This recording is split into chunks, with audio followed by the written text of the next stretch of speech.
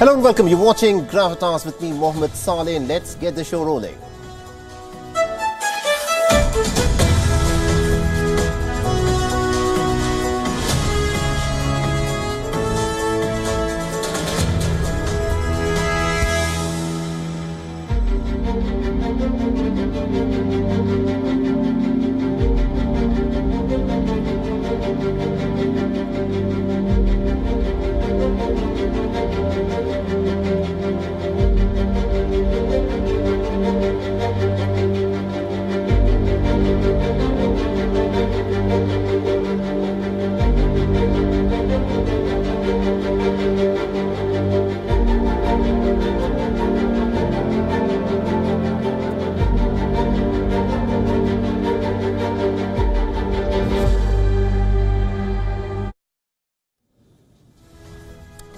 Now, some of the biggest conflagrations in history of warfare have happened on account of a miscalculation.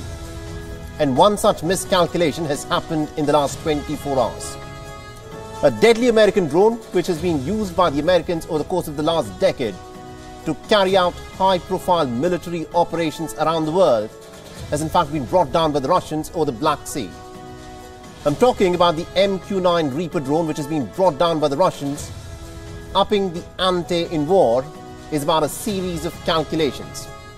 But what has happened today is that two nuclear-armed military powers have gotten down into an eyeball-to-eyeball confrontation at the Black Sea. And what happens in the Ukraine war from here on will now depend very largely on how mighty Uncle Sam will respond to the Russian gambit. And also on the show tonight, we'll be telling you as to how India has checkmated China at the Malacca Strait.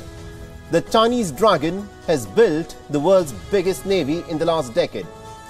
The PLA Navy has been trying to worm its way into the Indian Ocean region, but India has built the perfect choke at the Great Nicobar to beat back the Chinese dragon. We'll also be discussing as to how the Pakistani Taliban have gotten hold of sophisticated American weapons. The Tehreek-e-Taliban Pakistan have staged one attack after another ever since they declared an all-out war against the Pakistani forces in the month of November. But the irony is this: the American weapons are now being used to kill the Pakistani security forces, which all through America's war in Afghanistan had sided with Washington. We'll also be taking a look as to what is happening inside the state of Israel. The question is this: has Benjamin Netanyahu misread the pulse of the Israeli people by trying to push through with his controversial judicial changes?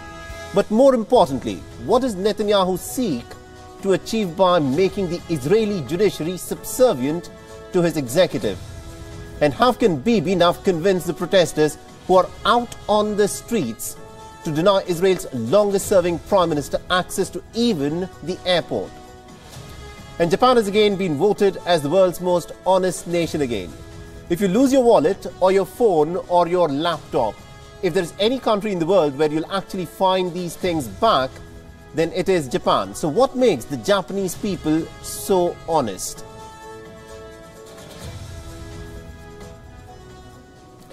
Now, the hardline Taliban officials of Afghanistan are now students of one of the most privileged educational institutions in India. You heard that right. The Indian Institute of Management, or the IIM Kozhikode.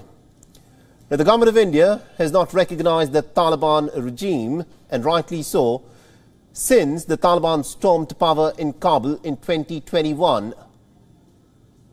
Now, as we speak, the Taliban officials are in fact attending a program that is being conducted by IIM Kozhikode.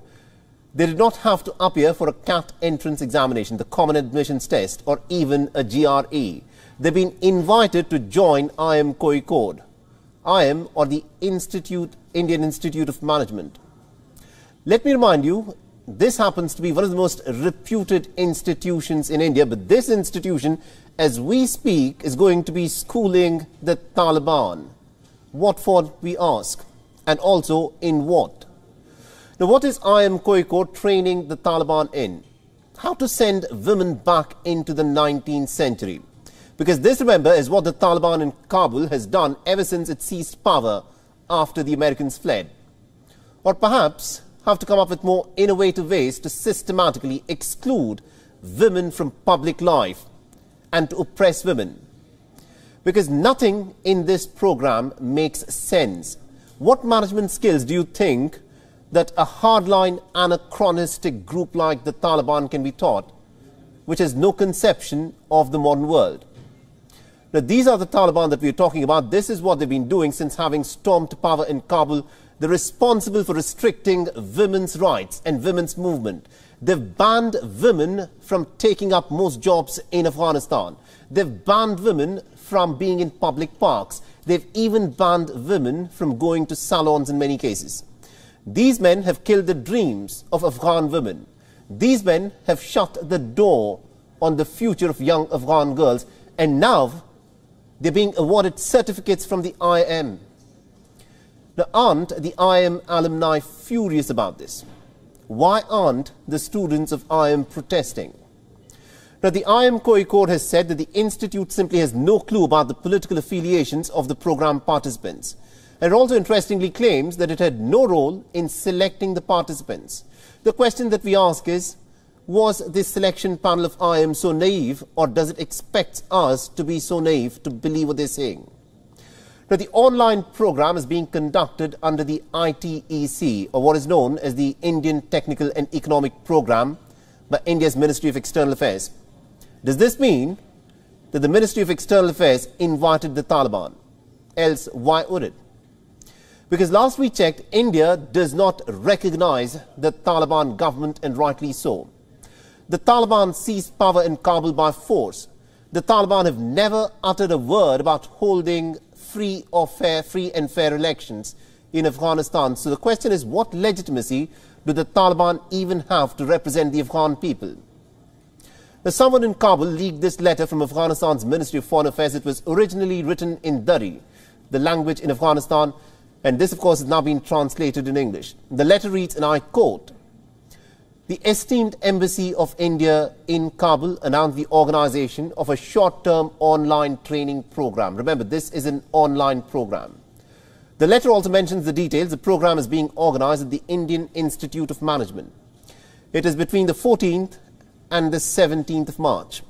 The program is an online one, and it is for the employees of Afghanistan's Ministry of Foreign Affairs.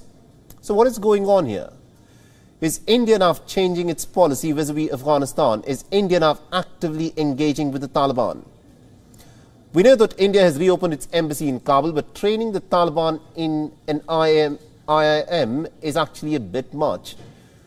Are we forgetting as to who these men are? The program that they are attending is about immersing them with Indian thoughts. The course also includes lectures on leadership, on history and culture. Do we expect the Taliban to abandon their fundamentalist obsession? Because remember, the Taliban thrives on oppression, on lawlessness. It does not respect any culture, and India, of course, needs to remember this. And also, the IIM needs to stop being naive or expect others to be naive. What do they mean when they say that they have no clue as to what the political affiliations of the Afghan officials are? Who do you think is leading the Afghan nation at this moment? The US Democrats or some random party from a strange land? All we can say in conclusion this moment is, why does the Taliban think that it can come and attend classes after it has banned young girls from attending schools in Afghanistan? All of this is just downright bizarre. Let's now shift our attention to the other big story that we are tracking on Gravitas, because this is now what is in fact unfolding at the Malacca Strait. This is now a battleground for a maritime competition between two big powerhouses. No prizes for guessing which ones. It is India and China. Now remember, in the course of the last 10 years, China has been trying to dominate this region. It has built ports. It has increased its naval presence. It has also tried to militarize many small islands. Basically, Beijing wants to try and worm its way through the Malacca Strait to try and get a toehold into the Indian Ocean region, which of course is India's backyard. So New Delhi has now decided to give China a taste of its own medicine. Now look at this report. India is building a naval base, and it is doing it at the Great Nicobar Island. Now, this is a naval base that will keep a check on China's nefarious activities and will stop Beijing from stretching its neck further into the Indian Ocean. Now, for the onwards, the Great Nicobar Island is the southernmost and also the largest of the Nicobar Islands of India. It is located slightly north of Sumatra, just about 90 miles from the tip of Indonesia, overlooking the entrance of the Malacca Strait. Reports say that this base would actually become a key to India's ocean strategy. A strategy to counterpunch China for its aggression along India's borders. How exactly does India plan to do this? Let me explain. You see, the Indian Ocean is critical for China's energy security. Nearly about 80% of China's imports pass through this region. 80. They transit the sea lanes controlled by other states. States that also have to deal with China's bullying. Especially along the Malacca Strait, and this narrow stretch of water connects the Andaman Sea with the South China Sea. It is one of the most important shipping lanes in the world. More than 100,000 vessels, in fact, pass through it annually. They account for an estimated 25% of the world's trade, and if we speak of China, it accounts to nearly about 60% of China's trade, which flows through the Malacca Strait. This makes this stretch a lifeline of sorts for the Chinese economy. So what does China do? It tries to militarize the area around the Malacca Strait so that it can dominate the passage of trade along this route. Beijing calls this plan a string of pearls strategy. It is establishing naval bases in the Indian Ocean region, and it is of course trying to plan the entire Indian Ocean region with the pearls as it describes them. These bases will allow China to in fact maintain contingents far from home. Station warships control shipping routes, dictate trade routes, and not to mention to also spy on adversaries such as India. This is where India's new naval base comes into play. To start with, this base could of course ensure freedom of navigation in this region. It also would help countries deal with China's perpetual bullying. Secondly, it could be used to keep a check on the Chinese espionage. Numerous spy ships that traverse through this region is another thing that India can keep a check on. And thirdly, in case of a conflict, it also could be used to cut off the vital shipping routes to China. But for this to happen, other South Asian nations will have to be on board. The question is this: will they in fact want to get on board for this? The answer is why not? You see, despite the veneer of cordial ties, almost every nation in the Indian Ocean region has an ongoing dispute with the Chinese regime. Now, as we speak of Malaysia, it has differences with China over the ownership of the Spratly Islands, and also with China's repeated incursions in the Malaysian airspace and repeated breaches of sovereignty in Malaysia's exclusive economic zone.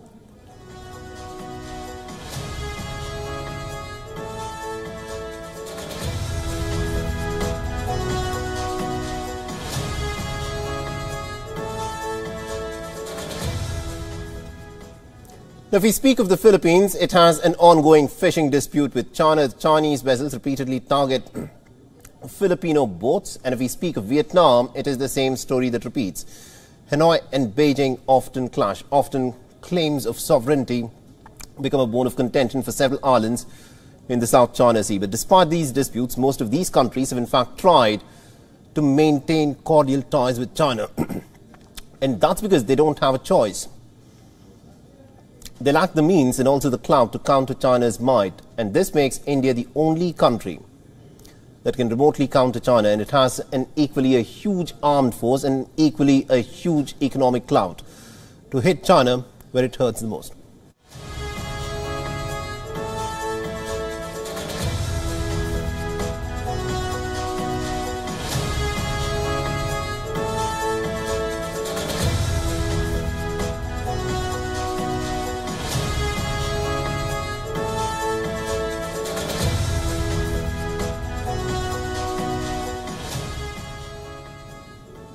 Now, this new naval base at the Great Nicobar Island will checkmate the Chinese ambitions to try and creep into the Indian Ocean. And at this moment, China simply has no answer to the manner in which India has created a sort of a chokehold for the Chinese in one of the most important trade routes for them.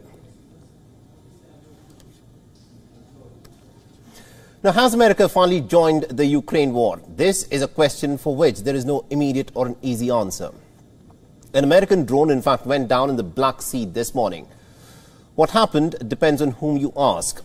The United States claims that the drone was in fact struck by a Russian jet. A Su-27 fighter collided with the UAV and the drone's propeller reportedly was hit, so the American forces were forced to bring down the drone. Two Russian jets dumped fuel on an unmanned U.S. MQ-9 aircraft conducting routine operations in international airspace. And one Russian jet intercepted and hit our MQ-9 aircraft, resulting in a crash. This hazardous episode is a part of a pattern of aggressive and risky and unsafe actions by Russian pilots in international airspace. So make no mistake, the United States will continue to fly and to operate wherever international law allows. And it is incumbent upon Russia to operate its military aircraft in a safe and professional manner. Now, the United States is accusing Russia of unprofessional and dangerous behavior, but Moscow has rubbished the American narrative.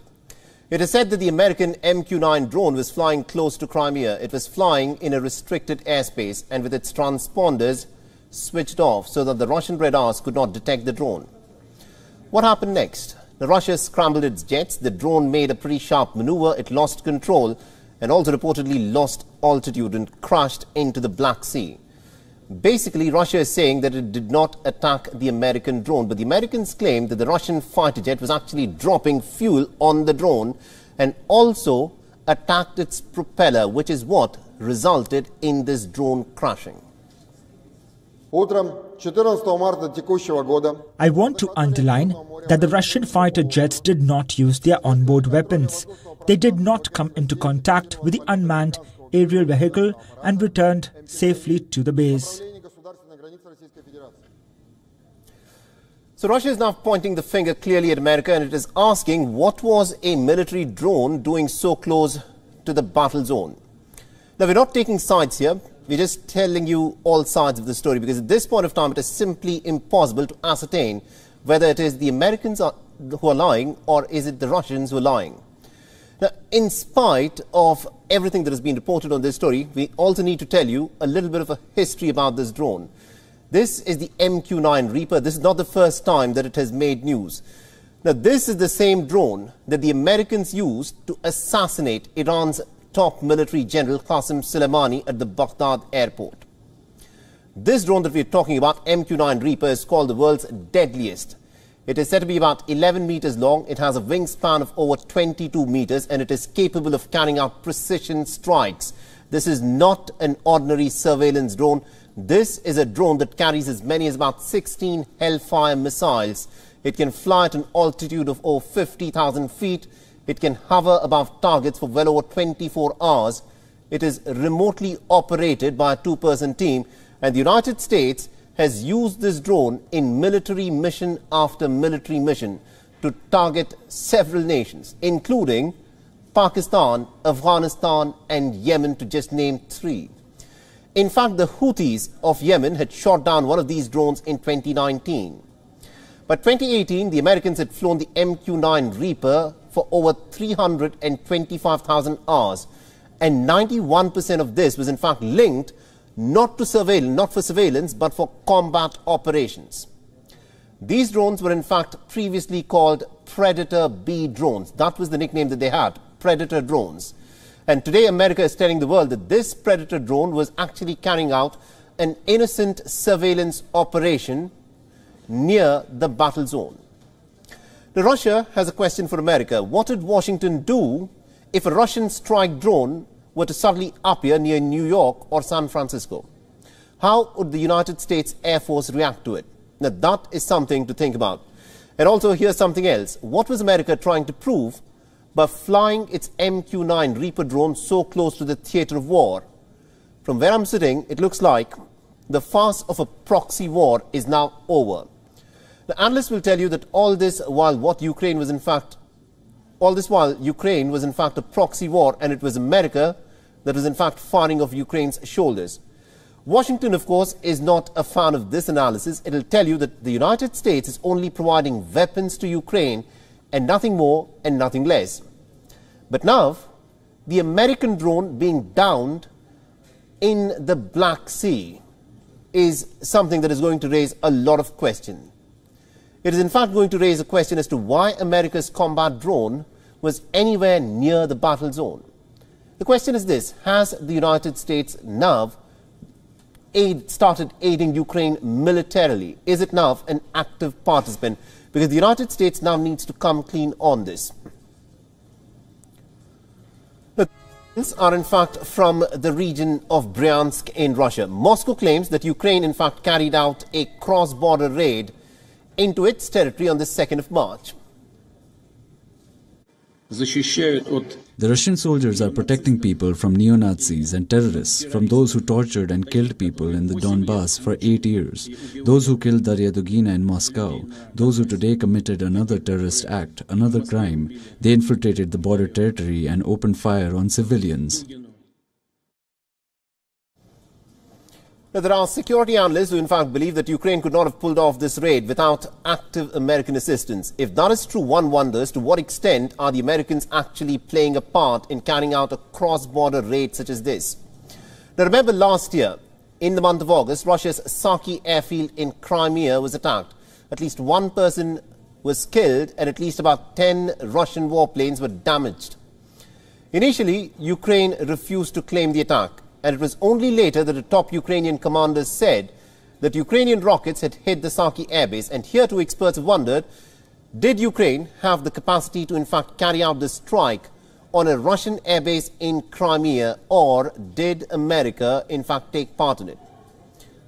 Now, these are difficult questions, and these are questions for which there are no immediate answers. But at this moment, this is the question that perhaps the United States needs to look into. What is its level of involvement in the Ukraine war? Is it limited only to supplying weapons to Ukraine, or is there more that America is in fact doing in the battlefields of Ukraine?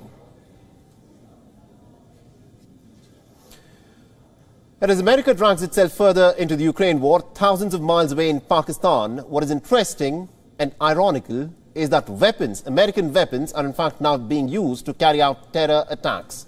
You heard that right, American weapons being used to carry out terror attacks.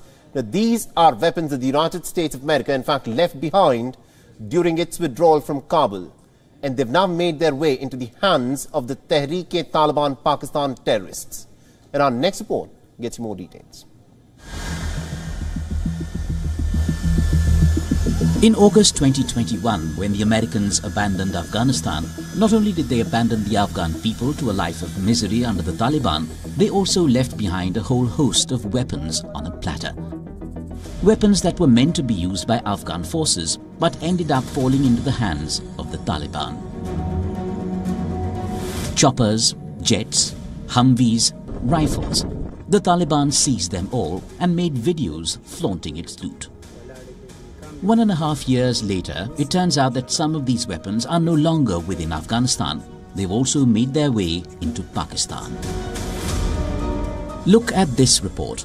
According to the Pakistani officials, the Pakistani Taliban is using these weapons to intensify its attacks across the country.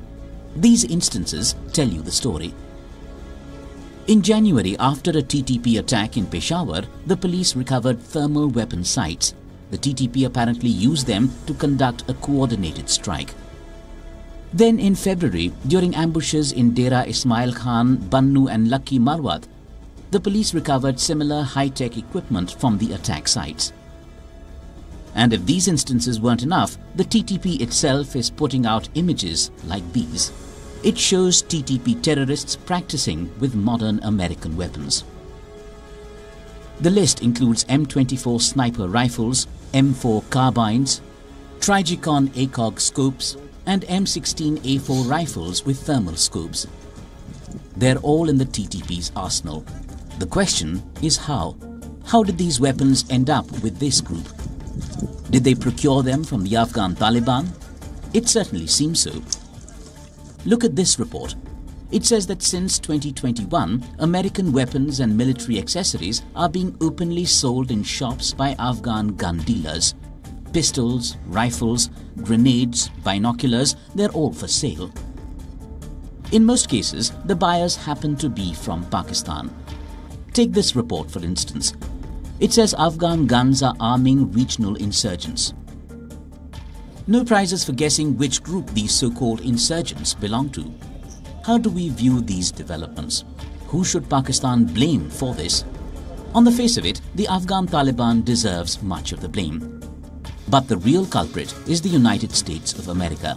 It left these weapons unguarded in Afghanistan and didn't even make an attempt to get them back. So any questions on the threat these weapons pose to Pakistan should certainly be raised with Washington. Bureau Report, WION World is One.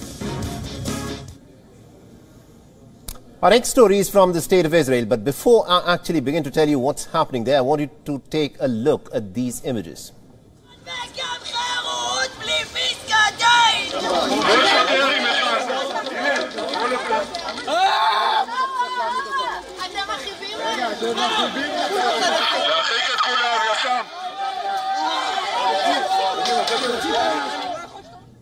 You saw these visuals. They are from Jerusalem, and they show protesters who have blocked a road that leads to the Prime Minister's office. But why are they doing this? It is to stop the Prime Minister from even carrying out his official duties. And why would they do this? Because they're in fact deeply upset over the judicial changes that Netanyahu wants to bring about in the State of Israel. There is an overhaul of the Israeli judiciary that seeks to curtail the power of the Israeli courts. And the Israelis say that they do not want this. They call this authoritarian. So they've been protesting on the streets. They've been trying to force the government to in fact change its mind. The government is turning a deaf ear to their pleas. So what do the protesters do? They resort to some really desperate steps, and they block, believe it or not, they've blocked the Prime Minister's office. And if you think that's bad, then you must also look at this report. The same protesters also clogged the Ben Gurion airport. And they did this to disrupt Netanyahu's planned visit to Germany, which he has now, for the time being, delayed. Now, he was supposed to travel to Berlin for a 2-day trip. The protesters have been making it abundantly clear to Benjamin Netanyahu that if he wants to travel to the airport, then he would not be allowed to do this. And now Netanyahu has said that he has delayed his trip to Germany. Imagine a prime minister having to bow down to his people, but he can't even go to the airport at a time that he wants. Now, this entire episode is, of course, striking, especially if you look at the man that it is centered around. Netanyahu, or Bibi as he's called. He was the poster boy of Israel's right-wing hardliners, the biggest ambassador of the Israeli cause, the longest-serving Israeli prime minister, someone who's been elected to office time and time again for his hard right-wing policies. But right now, his own people have turned against him. The question is why? And the answer is Netanyahu himself. Remember, he came back to power in December 2022 with what many call the most right-wing coalition government in Israeli history. Netanyahu and his coalition allies thought that they could, of course, pull off a quick judicial coup that would make the judiciary subservient to the executive. They thought they could bring about these changes that they termed was a judicial reform. And these changes of the judiciary would have allowed them, with the narrowest of the election victories, to overhaul the entire judicial process. It would have effectively ended the independence of the judiciary in the State of Israel. Now, for the onwards, the proposal made by the Israeli government seeks to curb the judiciary's influence over public policy. It also seeks to limit the Supreme Court's power to exercise judicial review and grant government control over judicial appointments by limiting the authority of legal advisers. In a nutshell, if this judicial change had been adopted, it would have granted the Israeli Knesset, the parliament there, to override the Israeli Supreme Court's decisions. Effectively, it would be the executive, that is the government, which would have been calling the shots, and the judiciary would not have had any much say in how the government was functioning. Netanyahu thought that the Israeli public would not object to his proposal, given how they've elected him to office time and again, despite the serious charges of corruption that he faces. However, he seems to have missed in reading the pulse of the people. Not only have the Israeli citizens come out onto the streets and have objected to his plan, they've taken to the streets to ensure that this proposal of his never sees the light of day. The images tell a story. Now take these visuals for instance. They are from Tel Aviv. Thousands of Israeli citizens are out on the streets and they're chanting slogans against the Netanyahu government. They say that the Prime Minister is now becoming a dictator. They say that they want the state of Israel to remain a democracy. Let's listen in to some voices. I'm here to demonstrate and to sound my voice against the dictatorship that they are established here in the name of the so-called law, judicial reform. It's not a judicial reform. It's a revolution that's making Israel go to full dictatorship. And I want Israel to stay a democracy for my kids, for my grandson that will be here, because Israel is a democracy country and it must stay as well. To protest against the reform in the law and to protest against our Prime Minister that we call him Crime Minister. He is becoming a dictator, and we don't want dictatorship, we want democracy back. It's not just the people in Israel. What is interesting that even the Israeli media is in fact questioning the government, every step that it has been taking. Take this report for instance. It was carried by the Jerusalem Post, one of Israel's oldest newspapers. And it is asking Netanyahu to look inwards and to listen to the voice of the Israeli people. So how is this to be perceived? Where exactly are things now headed in the state of Israel? Are we seeing a revolution in the making? If yes, then what is the Israeli government doing to stop this? Does it plan to scrap these proposed judicial changes? Right now, though, it appears that it is really difficult to predict as to which way Netanyahu would in fact swing. But the pressure on Netanyahu is, of course, increasing. Even members of his own party are now nudging him to try and strike a compromise on these judicial changes. But the question, of course, is, will Netanyahu, the man who has ruled Israel longer than any other prime minister, is he now willing to listen to his people? Let's now shift our attention to another very interesting story. Now consider this situation. Have you ever had your wallet stolen? Or is it possible that you may have ended up losing your credit card, which had, along with in your wallet, apart from your credit cards and your bank cards, your IDs? Now, in one nation, that is Japan, you're almost certain to be reunited with your belongings. The Japanese have yet again been voted as the most honest people anywhere in the world.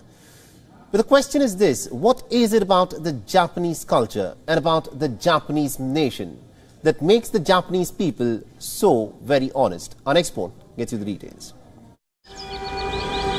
So, let's start with Tokyo. With its population of over 14 million, where hundreds and thousands of phones and wallets find their way home on the same day that they are lost. A blatant example is when trustworthy Tokyoites handed in $28 million of lost cash last year. So, what's in it for the finder? Nothing. Yes, you heard that right. Japan does not give anything to the finder or the state, something that might slowly discourage people from being noble. But this does not stop citizens from respecting the police. Even a child greets the Japanese police every time they are in sight, as Japan has put an abundance of police stations in every neighborhood. But why do citizens continue to be noble? Because they are taught to do so. Children are told to always hand over lost items to the police and not expect anything in return. But there's a plus side to this. If no one claims the lost item, it is given back to the finder as a reward. So it is literally the idea of finders are keepers. A study showed a comparison between Japan and the United States, where 88% of phones lost in Tokyo were returned, in contrast to only 8% phones given back in New York. When it came to lost wallets, 80% were returned in Tokyo, but only 10% were returned to the New York police. So, is there another side to this pure honesty of the Japanese? Let's look at healthcare for an instance. It has been a norm for Japanese doctors to withhold diagnoses from the patient. A situation where the person going through an illness does not know what is happening to them. Doesn't this sound absurd? The Japanese justify this by saying that a patient might lose the will to live if told about what is happening to them. The motivation behind this move is very complex and deeply rooted in Japanese culture. Studies say that the Japanese are conditioned with a fear from Buddhist beliefs. So, does Japan really care for its people? Yes, it has shown feats of selflessness at adverse moments. At times when Japan faced tsunamis and earthquakes, and people were left homeless without any possessions. Citizens showed fortitude by putting others' need before theirs. Reports show that Japan witnessed significant less looting at the time of adversities, and this movement of citizens serving their community has spread to the rest of East Asia. The rest of East Asia has also started prioritizing others and engage in behaviors that benefit a group rather than an individual. But the West has not caught up to the idea of selflessness. A study showed that when mothers in the US and Japan were asked to talk about their aspirations for their children, Japanese mothers said they want their child to be noble and practice helping others. But American mothers prioritized their child's occupation and said that they want their kid to become an international superstar. This proves that the desire for being helpful is specific to Japan, so it looks like a mixed bag of honesty and dishonesty for Japan. But will other countries take the good from the island country and leave the bad?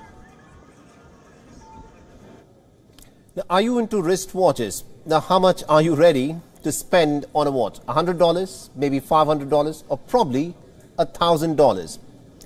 But a former boxing world champion got his watch stolen at gunpoint. And any guesses as to what his watch was worth? Well, let me help you out. It was $84,000. A wristwatch, $84,000. Now, the former world boxing champion Amir Khan and his wife were threatened by two men at gunpoint in London. Although no one was injured in this robbery, the assailants reportedly stole the boxer's $84,000 watch. But there is some good news. 3 suspects have been arrested on suspicion of the robbery. So what makes this watch so special? Now, this watch was said to be a Frank Muller, one of the most expensive watches in the world. Frank Muller watches are in fact one of the finest and the most complicated of timepieces that the world has ever seen. The comparatively young watch company is rapidly becoming one of the best Swiss watch brands. The company claimed that it has succeeded in combining boldness and creativity in its exceptional products. But a Frank Muller watch isn't enough for Olympic boxer. He has a collection of luxury watches. The Amir Khan has an array of wristwatches which he has collected throughout his successful boxing career. And one of his top favorites is his Rolex collection, which includes the Rolex Cosmograph Daytona Oyster Steel. And this watch is worth 42,000 American dollars. A Rolex Day-Date watch is said to be worth $50,000. This also is a part of his collection. Now this, remember, is a collection of a man with a taste for exuberantly priced timepieces. Amir Khan, who's loyal to a company which sells watches worth almost about $2.7 million watches, is a fan of wearing his timepieces to charity bashes and also to exclusive boxing events. But let's imagine as to what one can in fact get for $84,000. Now, what would people like us buy if we had such money with us? Now, for starters, a 2-bedroom, newly laminated wooden flooring and special internally heated home. This is what a person can get for about $84,000. Let's not stop there. A person can also buy 4 times picture resolution curved screen theatre television. And here comes a big one. You can also buy a new Audi S6 car, and this can be in your garage if you were to shell out that kind of money. So before even considering going for a luxury watch, also consider the alternatives that you can actually buy. What makes these watches so expensive? Now, these watches are no ordinary timepieces. The dial is studded with several diamonds, which are collected and incorporated into the timepiece. The watches comprise of mechanical in-house movement. This means that the technology in these watches is made by the brands themselves. This automatically gives the product a higher ground above any mass-produced watch which use technology made by other brands. The Frank Muller watches are tried and tested for months before sale, and this makes them pretty strong performers and helps the pieces to last longer than an ordinary $500 watch. The jewel-encrusted watch also puts the wearer amongst the very first in the top class in society. Most people are swayed by the exclusivity of these luxury watches, which is the hardest selling point for these watch brands. Because remember, every watch will tell you the time, but very few watches will set you apart and will make you feel so exclusive. Now, some of these watches owned by Amir Khan are limited edition pieces, and some are only of a kind. The richy rich, of course, have a desire to be unique and special, which blinds them of the exuberant cost of a product, such as a watch worth close to $1 million as well. So is buying a luxury watch a waste of money, or something that will actually bring you happiness? Will actually give you time to think about it, but at the end of the day, remember, time is money, and irrespective of which watch you wear on your wrist, or whether you just glance at your mobile phone to know time, the fact is the market for these super expensive watches seems to be growing, even though the rest of the world did plunge into a bit of a recession and went through a tough time in the aftermath of the pandemic. But the super rich continue to purchase these extremely fancy watches. Let's also now take a quick look at the global headlines. Polish consumers say they are finding it harder and harder to make ends meet as inflation soars to its highest point in over a quarter of a century, and households are faced with sharply higher prices for food and energy. Inflation in Poland was 18.4% year-on-year in February, while the price for food and non-alcoholic beverages has risen by 24% year-on-year. Pakistani security forces withdrew from around Imran Khan's home, putting a halt to clashes that had erupted after police tried to arrest the former prime minister. Police and other security forces were seen leaving the Lahore neighborhood, where Imran Khan's home is located. Eventually, Imran Khan came outside of his home wearing a transparent gas mask and spoke to his supporters. North Korea fired 2 short-range ballistic missiles into the sea off its east coast as South Korean and US troops conducted their largest joint military drills in years. The North's state-run television KRT released 5 still photographs of the latest missile launch, adding that the missile launches were a military drill, designed to train North Korean soldiers to carry out their mission at any time and annihilate the enemy, if necessary. European bank stocks fell sharply on Wednesday, with embattled Credit Suisse tumbling to a new low on renewed investor concerns about stresses within the sector triggered by Silicon Valley Bank's sudden collapse. Shares of the Swiss lender plummeted by almost 25% after its largest investor said it could not provide more financial assistance to the bank. Public employees at Sri Lanka's ports, hospitals, schools and railways went on strike on Wednesday to protest against high costs of living as the country is struggling to recover from a severe financial crisis. Thousands of members belonging to more than 40 trade unions refused to report to work or took sick leave in the latest round of protests to demand the government to roll back high taxes, lowers record high interest rates and reduces power tariffs. Germany's cabinet has agreed on a national water strategy aimed at coping with long dry seasons and heat waves caused by climate change to ensure water security in Europe's biggest economy in the future. Germany is a water-rich nation, but weeks of high temperatures and scant rainfall in recent years have drained the water levels of the Rhine River, the country's commercial artery, and hit farmers' crops in many parts of the country. 5 migrants died when a dinghy sank off the coast of southwest Turkey. The Coast Guard said that it had rescued 11 people, while Greece said 5 more migrants from the same wreck were found on a nearby island. Those rescued said there were a total of 31 people on the boat. Both the Turkish and Greek Coast Guards said search and rescue operations were continuing. Hundreds of devotees and Buddhist monks thronged India's northern hill town of Dharamsala to pray for the long life of their spiritual leader, the Dalai Lama. Tibetan women dressed in traditional attire and danced outside the Tuglakhang temple, which is the main Tibetan temple in Dharamsala. English champions Manchester City have reached the quarter-finals of the UEFA Champions League for the 6th straight season after routing German side RB Leipzig 7-0 in the second leg at the Etihad Stadium. Norwegian goal machine Erling Haaland scored 5 goals and set a host of records as City moved one step closer to the title that really matters. World Football's governing body FIFA has confirmed a 104-match format for the next World Cup that will be jointly hosted by the United States, Canada and Mexico. The first ever 48-team affair will see 12 groups of 4 each, with the top 2 teams per group plus the 8 best third-place teams qualifying for a knockout round of 32. Well, that's all the time we have in this edition of Gravitas. We'll leave you with Gravitas images. Have a good night.